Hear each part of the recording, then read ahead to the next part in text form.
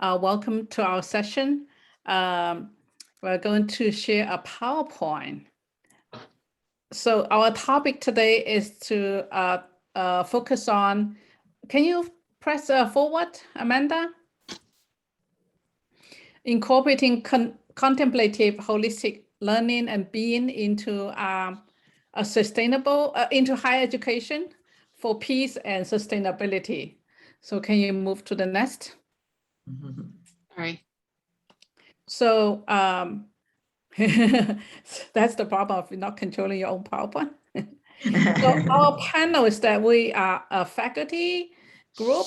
Well, we're a group of faculty, chapel manager and the creative writer and doctoral student. So I'm faculty in international education at University of Maryland. Can you move to the next one? Oh, so yes, sorry, this is really crazy. So I'm Jing. And I'm Denise McHugh. I'm the multi-faith chapel manager. We're going to get to you. Hi, I'm Amanda. So we're going to share what we have done in our different roles to incorporate contemplative and holistic education into higher education. For myself, I had a great spiritual awakening 22 years ago since I started on meditation, practicing mainly Eastern methods. So then I started to incorporate contemplative and holistic education into my research, teaching, and service. So research, you can see I published many books in the past 20 years. If you can move on, Amanda. So these are some of the books. And then there are other books. They're on, wisdom, education, contemplative pedagogies, Taoist practice, and religion, spirituality, and eco-education and so on. Can you move to the next one? And then I embarked on activism. I founded the first special interest group in my professional organization called Comparative and International Education Society. So the first one is peace education. Then later on, I co-founded the Contemplative Inquiry and Holistic Education Special Interest Group. And many people have joined this group and taken up leadership roles, like Amanda was a chair of this special interest group for 2 years and did a lot of wonderful work.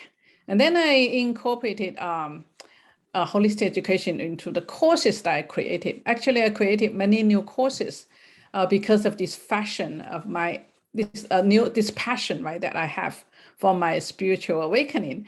So I teach a course on climate change and education, ecological ethics and education, peace education, world religions and education, and also in the past 7 years, a course on contemplative inquiry and holistic education. So all of them aim to transform students into reflective learners and into somebody who is integral in their body, mind, heart, and spirit. And also they aim to transform the society through self-transformation and doing the work of agency. And also I try to do a lot of service work. So I work with Amanda and Denise and many others. We organize conference workshops. We incorporate, we were very successful and had quite an amazing impact in incorporating all kinds of activities into our professional conference every year. So they include meditation, yoga, journaling, virtual labyrinths, walking. Denise always take the lead, and storytelling, like Amanda will take the lead, and then other activities. So I try to get AI to do it. Finally, they hesitated and back up. So that's that's the work to do next. So that's what I try to do as a professional, as a faculty, and the journey has been amazing. Just gathering a lot of people, learning from each other, and building up momentum. So we can move to what Denise has done. Yes, hi everyone. So such a pleasure to be here. I have really the honor of being the manager of the multi-faith Chapel at the University of Maryland, and I serve as liaison to 14 different chaplains, plus plan a fair number of programs in our contemplative garden that's adjacent to the chapel with our labyrinth. And my great interest in sort of faith and interfaith has also led me to look at it more broadly and deeply. And I'm also, along with Amanda, a doctoral student at the University of Maryland. So I really am glad to be here today.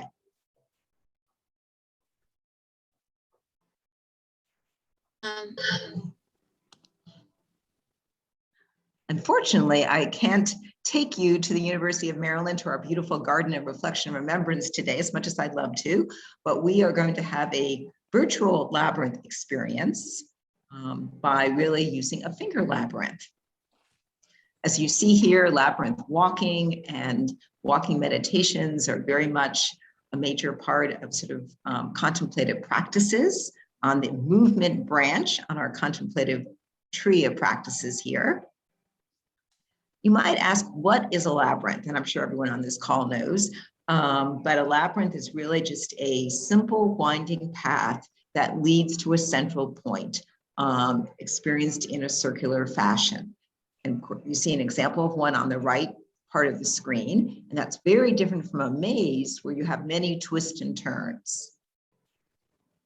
Labyrinths go back to really early times. Really, you see labyrinths in cave art, also on coins and in pottery.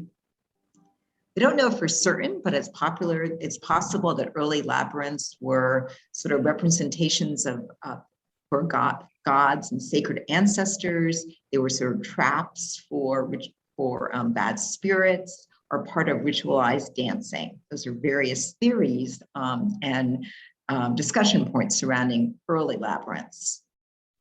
You see here in 1000 AD, you begin to see labyrinths in Christian churches. This, of course, is Chartres from the 13th century in France. And for Christians, labyrinths might have been a way to make a pilgrimage to a sacred place like Jerusalem. Today, labyrinths are still associated with varied spiritual, religious, and meditative practices. And I think individuals today are drawn to labyrinths because it's a wonderful way of sort of integrating your body and your spirit. You're physically moving, whether it's even just a finger on the screen today, but you're also touching your spirit and reflecting. Walking the labyrinth is a very simple process. Our lives can be so complex that it's wonderful to have just a very simple experience. One way in, one way out. We're going to come back and walk this finger labyrinth. But let me just for a moment go over the process of walking a labyrinth. You first want to place your index finger at the mouth of the labyrinth. And of course, in our case, it'll be the mouth of the labyrinth on the screen. You may enter with a question in mind, something you're contemplating, or like this young child here, just with a lot of curiosity. Sometimes individuals use a non-dominant hand for walking the labyrinth in a finger labyrinth situation. You just sort of use your index finger to move along the path, moving as quickly or as slowly as you like. You make your way to the center. The center of the labyrinth can be akin to the center of your being or your soul. And then after, you can stay in the center for as long as you like, but then you make your way back to the mouth of the labyrinth.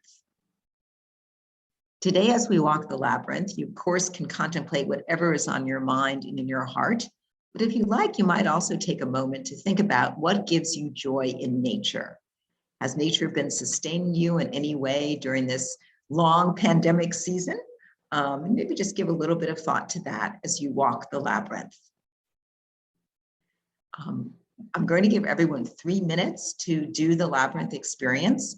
And when you have finished walking in and out of the labyrinth, you might just take a moment to do a little journaling on that question or on those sets of questions. So for the next 3 minutes, if you don't mind just quietly taking your index finger and walking the labyrinth, and then we'll come back together in 3 minutes. If you'd like to, certainly I'm going to mute myself here.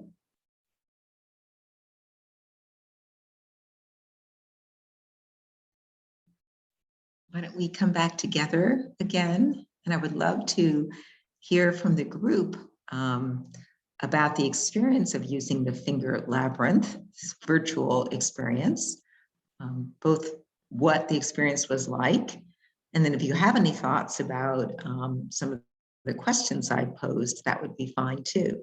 But first of all, would anyone like to share about what, just for a moment, adjectives that would describe the experience or anything you'd like to say about it?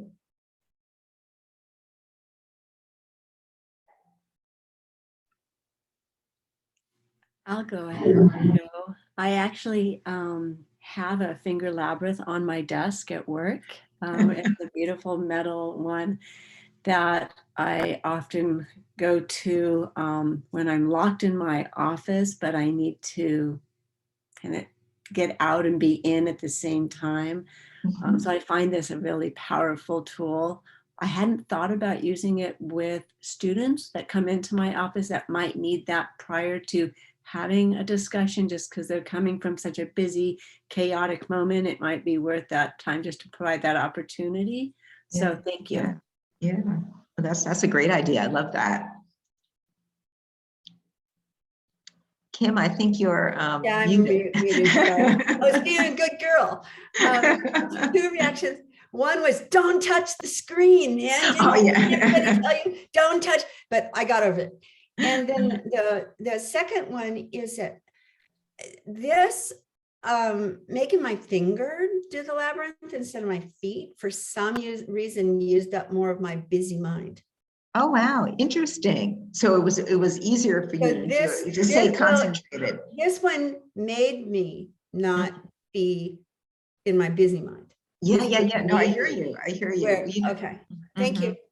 That's really interesting. I think somehow just having to concentrate, especially I think with the screen, it might really, that focus may be part of what you were getting at. Yeah, that's great. Well, thank you. Those are any other comments or? It felt very calming and grounding. Thank you, Sam. Yes, I think when students come to the labyrinth, and we have a lot of freshmen that come to it as part of their UNV 100 classes, and that often is something that they say, or words to that effect. And Merlin, you were, I think, going to say something. Merlin, I think you're muted. Yeah. At first, I was like, oh, fingers. Yes, as I think Kim said, the idea of fingers and not feet seemed a little. And it brought me back to the last time that I was at it was called a peace conference, peace education conference, and there was one where we had to walk around, and it so happened that I never got to the center. I got lost, and everybody else was in and out, so there was a little bit of anxiety, even with this on the screen. The first time I did not get to the center. And then I did it again, and so I felt a bit triumphant. I love it. Yay, that's wonderful. That's great. My words are like, it felt smooth and assuring, as well as, a sense of security. I enjoyed doing it. Yeah, thank you. Yeah. Thank you, Merlin. Well, I'm going to end this part of the presentation with a wonderful quote. We have journals in our garden at the chapel, and students write all kinds of things, sometimes very profound. And this one I think is appropriate for this setting.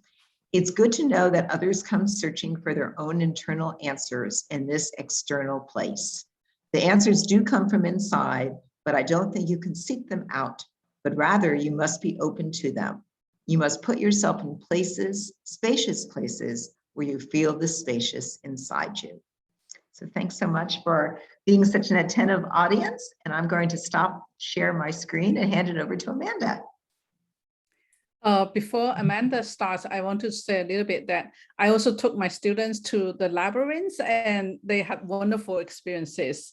And also the university used the labyrinths and the garden nearby to host a lot of activities to commemorate victims of violence on 9/11, and also to build community solidarity and the students use the labyrinth and the garden a lot, and that's a healing place for them. So it's like having this ecological space for contemplation, right? That's very powerful. So next, Amanda. Thank you, everyone. Welcome to my storytelling element. I'm going to briefly go over the reason why I'm going to tell you a story today, which is that I have been using storytelling in my classes for the last 10 years as a way to build community in my class. And also as a way to try to engage the students in whatever it is I happen to be teaching. I have learned that if you turn something into a story, especially if it's a personal story, and if you pay attention to the way that you're crafting that story so that you purposefully draw people in, you can really increase the students' engagement and attention and interest. And the whole class just sort of warms up and gels together. And for me, it's been really transformative. So I'm going to, what we call this kind of story as pedagogy. And I think it's applicable in any class. And I figured the best way to show you what I mean is, rather than telling you about it intellectually, instead to engage you in a storytelling process so that you can feel for yourself what I'm talking about. So maybe make kind of a mark in your mind of how you feel right now with me talking to you just in presenter mode, how that feels in your body and in your mind as you're sitting there, and then how you start to feel as I shift you into storytelling mode and tell you to sit back and relax and get comfortable in your chair, because I'm going to tell you a story. So this story begins about 10 years ago. I was in my early 30s and I had just finished my master's degree out in San Diego. I had been teaching at an international language school for about 1.5 years when magically, excitedly, I got offered a full-time lecturer position at the University of Maryland in the academic writing department. And at the time, I was just on the top of the world about teaching. I had the students at the language school I was teaching were really smart, bright kids. They were from all around the world. They paid to come take these classes, so they wanted to be there. They were engaged. They were eager to learn. They were grateful for their teachers. And going to work had really just been a beautiful experience. I had no discipline problems. I had amazing relationships with my students. If somebody ever broke the rules, all I had to do was look at that person in a particular way. And because of our strong relationship, you know, they were never offended or upset by me. It was all just kind of all of us knowing that we had our best interests at heart, and we would deal with the situation, we would move on. So I went to the University of Maryland expecting this beautiful, amazing situation I had to just naturally continue over into my new job. And so you can imagine my surprise when I was standing in front of a group of 17, 18-year-old students who looked unhappy to be there, who were uncomfortably staring into their hands while I stood in front of them, looking at me blankly when I asked a question, running out of the room as soon as class was over, couldn't wait to get out of there. There was only one student in my whole class who seemed like he wanted to be there, and his name was Wei-Ming. And out of the entire class, he was the only one who would raise his hand when I asked a question. And he seemed to really be engaging with the course intellectually. But as it is with kids who are full of energy, you guys are all, most of you are teachers or have had teaching experience, I imagine. So you probably know those kids who are the most exciting, they're also the least well-behaved, usually. And so Wei-Ming was one of those kids. He didn't really think rules were meant for him. He didn't take them very seriously. And one day, as the class was engaged in a writing activity, I was walking up and down the rows to see if anyone had any questions. I stopped by Wei-Ming's desk. And although I had told everyone in the class to put their computers away and to not use them for this activity, he was sitting there with his computer out, busily typing. And I don't know if you've ever had one of these experiences, but I was a young teacher at the time, not a lot of experience disciplining students, and my whole body just tensed. I felt like he was just flagrantly shirking my authority. And I was scared that this moment of disobedience was going to be the beginning of my whole class spinning out of control. And I thought I needed to make it clear that rules are rules and he was going to have to follow them. So I stood there authoritatively and in disciplinarian stance, and I said, Wei-Ming, put away your computer. strong disciplinarian voice. I'm waiting for him to follow my command. Wei-Ming looked at me silently as if he wasn't sure I was serious, gauging my level of seriousness before he did anything. But I just stayed where I was, looking down at him, leaning slightly over, trying to make myself an imposing figure. And I said, put it away. Wei-Ming gave me the most hateful glare I have ever seen from a student. And he just slowly and deliberately closed his computer, put it back into his bag, and turned around to his friend and started gossiping or whispering. And I got to tell you, my heart was beating so fast. My face was flushing with embarrassment and anger. I felt like all my authority was like draining out of my body as I was standing there, and he was still not listening to me. So I was like, no talking in the class. And, you know, we just sort of made it through the rest of the class. And I'm going to pause here for a second and come back into presenter mode. And I want you to feel if there is a change or a shift in your body, in your level of engagement, in your interest, as I start talking to you as a presenter would. And maybe I'm going to start giving you information about the importance of classroom management or how to talk to students. And I'm going to be doing it in lecture form or have a PowerPoint versus the story that I was telling you. And maybe jot down some of the ways that that change kind of feels in your body. You can feel free to put it in the chat, but no need for that, because if we have time, we'll have some questions at the end. And in the interest of time, I'm going to bring you back into the story now. I want to bring you back into that classroom with Wei-Ming. So Wei-Ming didn't say anything to me that day, but over the rest of the semester, he slowly and methodically started enacting his revenge. He began openly challenging my authority every chance he got. He asked me to defend every assignment. He talked about me in Mandarin loudly before class, just looking at me, glaring at me with this amused smirk on his face, daring me to try to discipline him. And while the rest of the students never got as disrespectful as Wei-Ming did, it was clear that they had disengaged. The class started to slowly turn into something everyone maybe as a teacher has experienced, the worst nightmare class of my life. When I walked into the door, I felt like I was just being thrown to the dogs. You know, teaching started to feel like a complete and total waste of time. I felt like they didn't care. Nobody wanted to learn. They didn't understand that rules were there so we could all learn more effectively. I wasn't trying to be, you know, I wasn't trying to do something that didn't make sense. I was trying to get everybody to learn.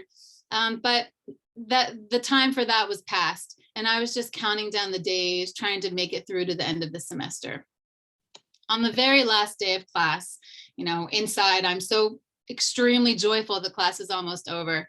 I hand back everyone's papers and final papers, and Wei-Ming had gotten a low B, which is much less than he was capable of. But because of our tense experience, I had taken enormous pains to make sure I was only grading him on the merits. I had gone over it multiple times, more than I had with any other student. I felt confident about the grade I was giving him, but Wei-Ming wasn't having it. And he stood waiting for me as all of the students gathered their books and slowly filed out of class, this little smile, mischievous smile on his face. And once he had me alone, he just started waving his paper in the air and yelling at me. And he got really way too close, you know, invading my personal space and yelling about how he didn't get the grade he deserved. He should have had an A on the paper. I was a terrible teacher, just laying into me. And honestly, as you can imagine, you know, he's an 18-year-old kid. He's taller than me. He plays basketball or something on the weekends. He's intimidating to me. And I felt trapped in the class. My heart was thumping in my chest, blood is rushing to my face, and I just wanted to get out of there. I told him if he wanted to talk about the paper, come to my office hours, we can talk about it in my office, but I don't want to go over it, you know, right now. You know, everybody, I didn't say this, but everybody needs to calm down and we can talk about it after everyone has calmed down. But he was not interested in coming to my office hours. And as I packed up my stuff and started to walk out the door, he started following me down the hall. Never more than a few inches from me, continuing to wave the paper and yell at me. And I was just getting more and more mortified and intimidated by him. And we walked all the way down the hall outside of the building. And outside the building, there's students walking around. Who knows who else could come by and see this terrible interaction that we're having. So I felt like I had to turn around and face him. I turned around and he was just yelling at me, and I sort of lost my self-control. And I yelled, you know, you got the grade you deserved. I feel confident about the grade that I gave you. And I don't know what happened to you, Wei-Ming. You used to be a great student. You're always volunteering and participating, and all that changed, and I don't know why. And I was shaking with emotion, close to tears. And he must have seen all of this on my face, you know, the collision in my body of my complete and total failure as a teacher, which is how I felt, and my fear of what he was going to do, and my humiliation and the shaking of my voice. And eventually he just dropped his arms, smiled as if he'd won some kind of game, and walked away. I'm going to switch back to presenter mode for a second and wonder if you're, again, notice anything shifting in your body as I just start talking to you normally again. Especially wondering if you're noticing any of the techniques that I'm using to try to draw you into the story. I'm not just telling you a story without putting thought into how I'm going to develop my characters, how I'm going to set up my plot. I'm doing it a particular way on purpose. And I wonder if anything jumps out at you that's especially useful, maybe you want to write it down. I'm going to come back into storytelling mode now in the interest of time, though. So about 6 months after Wei-Ming had confronted me outside of the building, well, that's where we are right now. We're about 6 months later. And between then and now, I had been lucky enough to take a class on contemplative inquiry and holistic learning from Jing, who was on this call with us right now. She had told you she teaches these classes at the University of Maryland. Well, I took one of those classes, which is the reason why I entered the PhD program in the first place. And it completely transformed my life, about my teaching life. And it's because I started meditating in class, I started writing, I started doing nature walks, I started thinking through everything that had been happening. I hadn't even intended for teaching to be the thing that I meditated on, but it just bubbled up from deep within. And I started to process everything that had been going on. I realized I had not, that what I was missing wasn't discipline or skill even, that it was love. That I had not been treating Wei-Ming with respect. I had not met him with understanding, and I didn't attempt to keep his dignity intact. And I had been telling myself this story where I was blameless, I was a victim, my students were the ones with the terrible attitudes. And that's such an easy attitude for teachers to have. But through my meditative journey, I started to realize that that was a false story. And the truth was, I had violated one of the basic tenets of holistic education, which probably everyone here knows, which is that you have to treat your students as unique human beings, and you have to make them feel cared for, and you have to make them feel loved.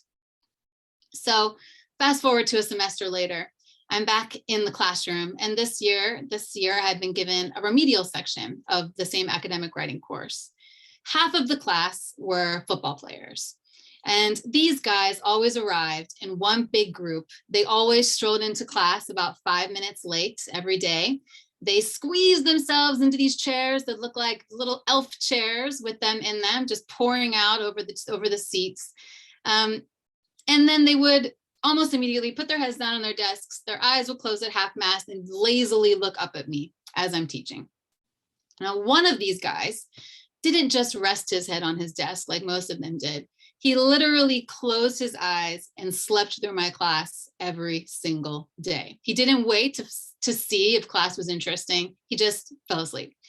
Now, the person I had been back in the days of Wei-Ming, I would have demanded that he wake up and stop sleeping, pay attention in my class, or get out and take the absence for the day.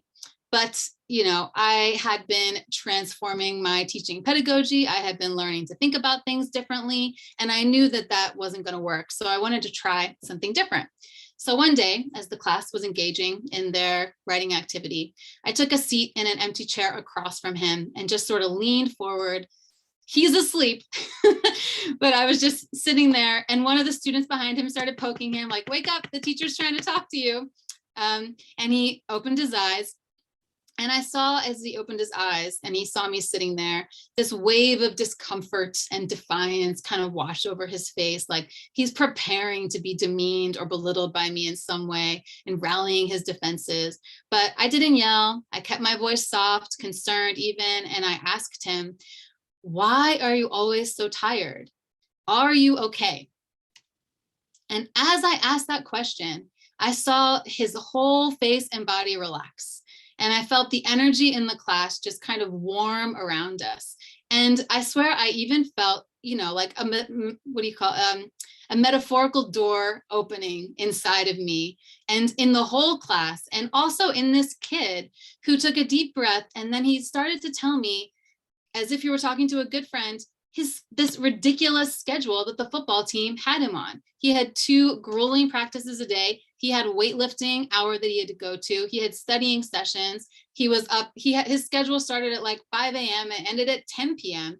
And he's a growing boy and a college athlete. He was not getting enough sleep for the amount of energy he was expending. And by the end of his story, I didn't want to discipline him. I wanted to give him a hug and tell him to sleep in my class if he needed to. But I didn't say that because I didn't want to encourage sleeping in my class, but I didn't reprimand him. I just listened and I tried to show empathy. And in that moment, because everyone in the class is listening intently to what is happening, I created a new kind of balance. And I think I opened up the door of possibility for students in there that knew that a lot of teachers probably, were waiting for them to mess up or were waiting for them to not be good students. And not every one of them ended up being an excellent student, but none of them were discipline problems at the end of the day. And one of them became so engaged in the class, he started coming to my office hours, and he truly earned one of the highest grades in my class. And so, that's just one example of a story you could utilize if you were in a teacher education course and you were trying to talk about teacher, student management, class management, the importance of treating students like they are equal human beings. Instead of just giving an essay and having a conversation, you could consider telling a story. And I don't think that's only applicable in this one instance. I feel like it's the kind of thing you could do in almost any class if you, just put a little time and energy into thinking about what it could look like. So I know we only have about 10 minutes left. And I think we wanted to leave some time for discussion. So if anyone has questions or thoughts. So Amanda, what I would like to say is that what you did was point out that what is storytelling in my lesson plans, because I hadn't ever put it in that under that name. And Ronnie Adams, from her cultural background, always is talking about storytelling. And I'm always thinking, yeah, that's what Ronnie does. But I was just running it through my head, even my last class that I taught, last Tuesday night. And I can tell you like 4 times where, oh, I was storytelling. And I've never really named that thing that I do, because yes, are they engaged? Absolutely. Because we can choose a story that is fitting for that particular circumstance. Thank you for the naming, the pointing out. Yeah, cool. Amanda is a master storyteller. Each time she tells a story, people get completely engaged, and follow her up and down, ebbs and flow, all the emotions and what is the drama? It's really amazing. I think students are very touched when you have a touching story, in the heart. And that's what I try to do as well in all of my classes. Tell story, get the students to tell stories. Well, Amanda, you change your class, right, later on to have all the students to tell stories about their life. Yeah, I created an activity where at the beginning of every class, we would have students tell a personal story about their lives.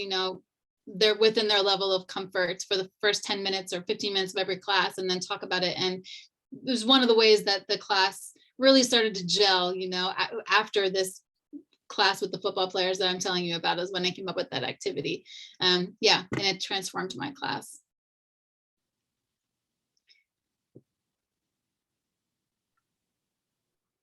I will just say that I loved that you were telling the story about the importance of building relationship with your students, and your modality of telling that story helped build a relationship with us. And it really broke down those walls. So I loved the, the multiple layers that you had going on, Amanda. Thank you. Thank you. So I have one other application. So Ronnie and Amy and I are at SOU, and we have EdTPA, so this nationalized licensing, process. And I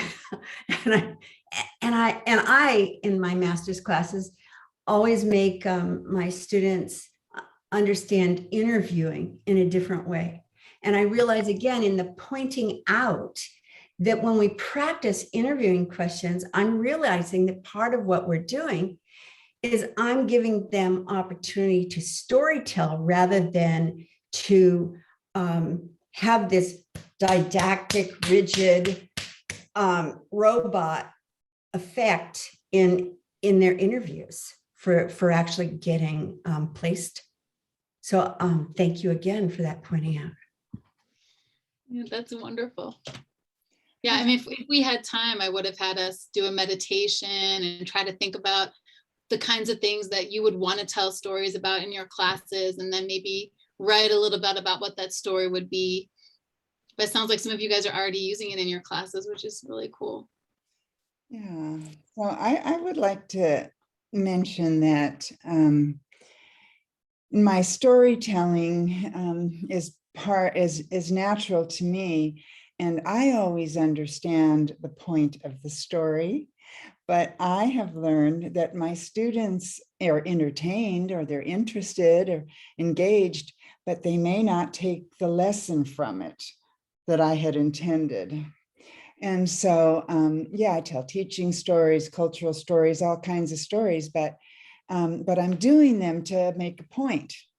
And when elders in Native communities do that, that's what the intention is. And I think maybe children listening to them, all their lives get it, that there's a moral to the story, right?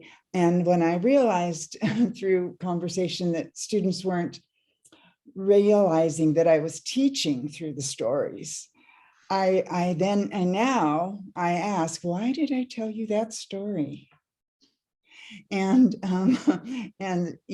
so it kind of invites them to interpret it, or to understand why it might support our coursework, or the themes that we're learning in our classes. So I just wanted to say that's been an interesting awareness for me, is that I almost have to decode my own stories sometimes to make sure that they get the message. In all of the courses I teach, right, I try to incorporate what Ross mentioned as like the first level teaching, which is like like personal experiences. No, is it first level is like literature and I think research and so on, and then the third level is like for personal experiential learning. So it's like the story, right, getting student to think with their heart. But then there's a second level, that's the dialogue between what you have read and what you have felt in your heart, and then integrate that, into your analysis, into your own understanding. So yeah, so that's a good example of how we can incorporate those three levels of learning.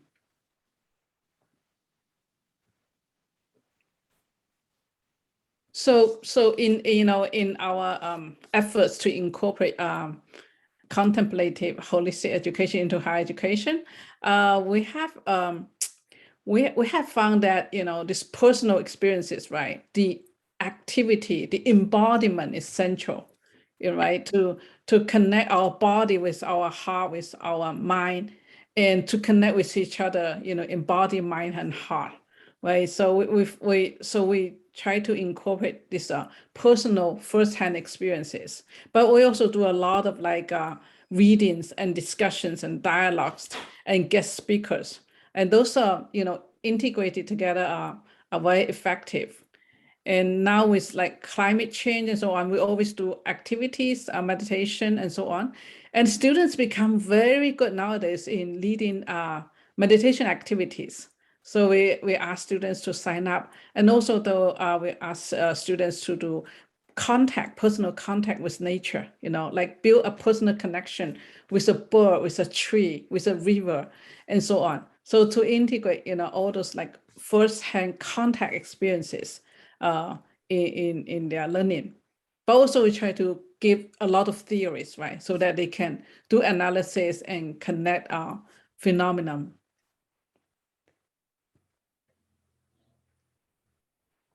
Yeah, I'm curious if anyone who hasn't already talked also uses stories in their classes, or is going to try to use them more.